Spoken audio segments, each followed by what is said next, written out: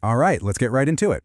Today, we're talking about a tool that has the entire dev community buzzing, Cursor AI.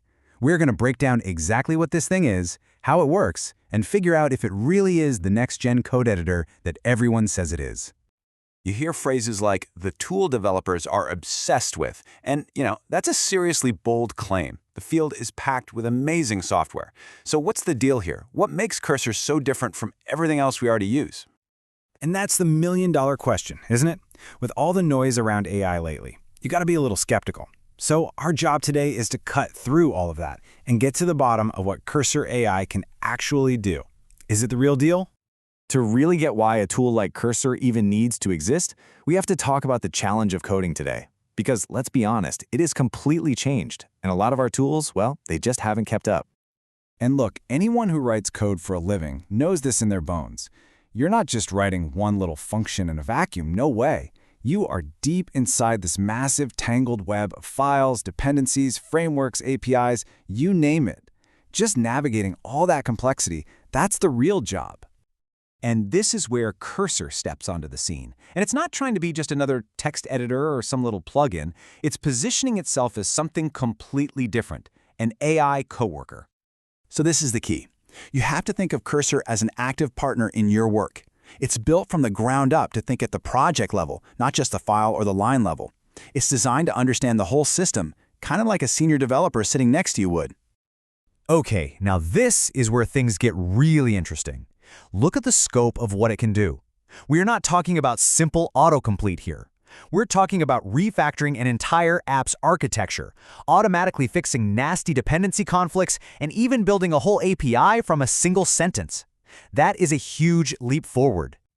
So we know what it can do, in theory, but what does that actually look like day to day? How does it really change the way you write code? How does it transform your workflow? And honestly, this is the magic of it all. The way you interact with it is so simple, it's almost deceptive. You're not learning some complicated new interface. You just tell the AI what you want in plain English, and it goes and does it. You could literally highlight your entire backend and just say, hey, rewrite all this in TypeScript, and it just starts working. Let's make this real. Imagine you give it a prompt like, build me a to-do API in Express and make sure it has validation and tests. From that one sentence, Cursor builds the whole folder structure. It wires up all the routes, writes the logic in the controllers, and, get this, it even writes the tests for its own code. But then, the brilliant part, it runs those tests, sees what it got wrong, and fixes its own mistakes. The end result? A fully working API done in just a few minutes. This quote really nails why it feels so different to use. It's not just guessing based on patterns it's seen before. It's actually analyzing the full context of your project, it's reasoning about the best way to make the change you asked for, and then it executes that plan across all the necessary files. Okay, so this brings us to the elephant in the room.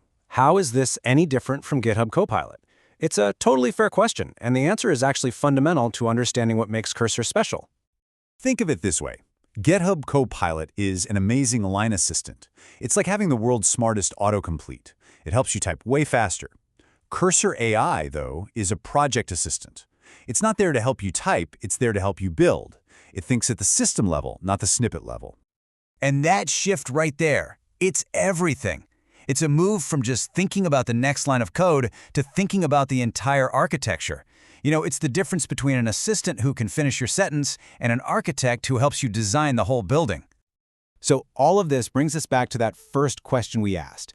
We've seen what it is, we've seen how it's different. Is it actually time to switch? Let's get to the final verdict. If you're a developer writing code every day, the answer is a huge, emphatic yes. The power to generate, refactor, and debug at this level, it's an absolute game changer for your productivity. No question. And that same power is just as valuable if you're a DevOps engineer. I mean, for anyone who has to wrestle with those giant, complicated YAML files or CI/CD pipelines, the ability to just point at a problem and say, fix this is going to be enormous. And what if you're a student just learning how to code? The answer isn't just yes, it's an absolutely 100% yes. It is an unbelievable learning tool. You can ask it to explain a complex piece of code or show you the best way to do something. It's like having an expert, super patient tutor on call 24/7. Now, If you're looking for a hard number to wrap your head around, here it is. The claim is that for building new stuff from scratch, a tool like this could cut your development time in half. Just stop and think about what that means for a startup, for a tight project deadline, or even for your own side projects. So when all is said and done, it seems pretty clear this isn't just hype, and that analogy of a second brain, it really feels right. It's like this external system that holds the entire context of your work in its head and can reason right alongside you to solve really complex problems. And that really just leaves us with one last kind of mind-blowing thought. For years, we've been the architects of these digital worlds, but if AI can now be a true partner in that process, if it can be your co-architect, what does that unlock? What becomes possible? What will you build next?